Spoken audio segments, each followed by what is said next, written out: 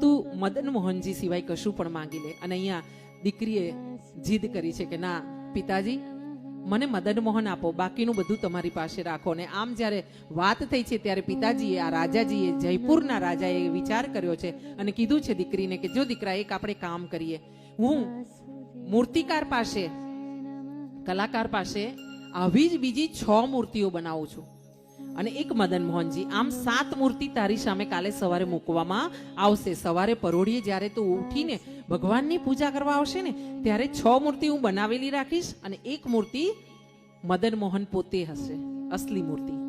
હા, સાંભળજો, દર્શન કરજો, ધ્યાનથી સાંભળજો અને વિચાર કરજો કે દીકરીઓ કેટલી ભારતમાં મહાન થઈ ગઈ છે, વિદુષી દીકરીઓ થઈ ગઈ છે. હા, એવી જ દીકરી છે એક અહલ્યાબાઈ હોલકર. તમે નામ સાંભળ્યું હશે, મહારાણી અહલ્યાબાઈ હોલકર, કે જેમણે આપણા શિવજીના શિવાલયો ઠેર ઠેર આપણા ગુજરાતમાં પણ બનાવ્યા. એવા સોમનાથનું મંદિર પણ એમણે બનાવ્યું. હા, જીર્ણોદ્ધાર કર્યું. એ વિગ્રહ જ્યારે લૂંટાયો તો, ખંડિત થયો તો, વિધર્મીઓ દ્વારા તોડવામાં આવ્યું હતું મંદિરને 3 વાર.